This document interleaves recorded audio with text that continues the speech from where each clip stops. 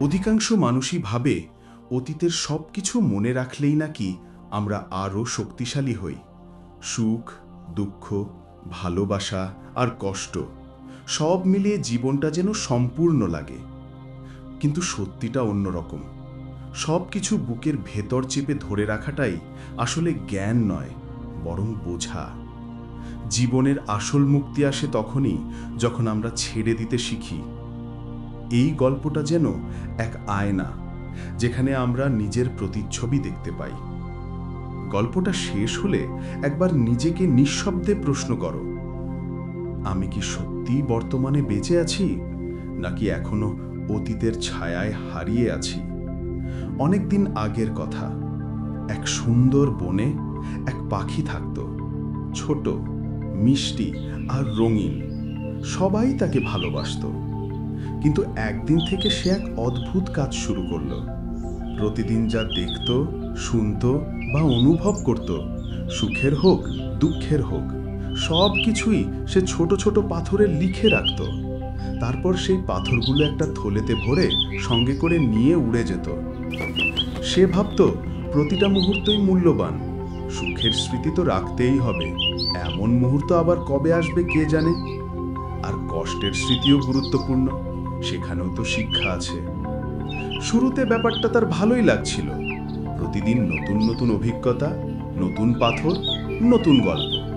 কিন্তু ধীরে ধীরে সেই থলেটা ভারী হতে লাগলো। উঠতে কষ্ট হচ্ছিল।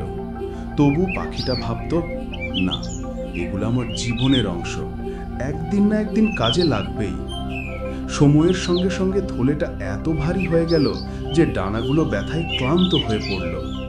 একদিন আকাশে ওড়ার সময় তার দেখা হলো এক জ্ঞানী বুড়ো প্যাঁচার সঙ্গে। প্যাঁচা বলল, এই থলেটা নিয়ে ঘুরছো কেন ছোট পাখি? পাখি হাসল, এই থলেতেই আছে আমার জীবনের সব গল্প, সুখ, দুঃখ, শিক্ষা, স্মৃতি। প্যাঁচা চুপ করে একটু তাকিয়ে বলল, তাহলে তুমি এখন বেঁচে আছো, নাকি শুধু গতকালের ওজন নিয়ে উড়ছ? পাখি কিছু বুঝল না, উড়ে গেল। কিন্তু এবার উড়ানটা আরো ভারী লাগলো। কয়েক সপ্তাহ পরে থলেটা এত ভরে গেল যে পাথরগুলো বাইরে বেরিয়ে আসছিল। আর উড়তে পারছিল না সে। কষ্ট করে হেঁটে চলছিল, কিন্তু থলেটা নামাতে পারছিল না।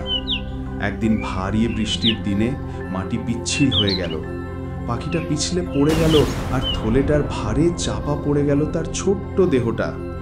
সেই স্মৃতিগুলোই, যেগুলো একদিন তার গর্ব ছিল, আজ তার জীবনটা কেড়ে নিল।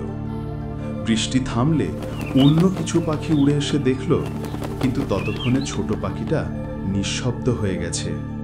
বৃদ্ধ প্যাঁচা এসে পাশে বসে নরম স্বরে বলল, স্মৃতিগুলো আমাদের পথ দেখাতে পারে, কিন্তু সেগুলোকে বয়ে বেড়ালে আমরা আর উড়তে পারি না। এই গল্পটা একটা বাস্তব সত্য বলে দেয়, ভালো বা খারাপ অতীতের সব কিছুই পেছনে ফেলে দিতে হয়।